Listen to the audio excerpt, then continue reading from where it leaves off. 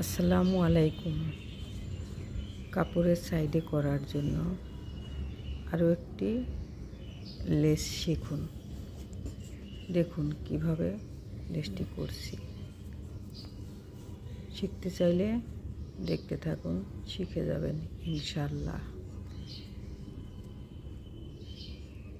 সবাইকে অনেক ধন্যবাদ আমার ভিডিও দেখার জন্য। ভিডিওটি দেখে ভালো লাগলে লাইক, কমেন্ট ও শেয়ার করে দিবেন, আর সাবস্ক্রাইব করে সঙ্গে থাকবেন যাতে আমার পরবর্তী ভিডিওগুলো দেখতে পারেন। আবারও সবাইকে অনেক ধন্যবাদ।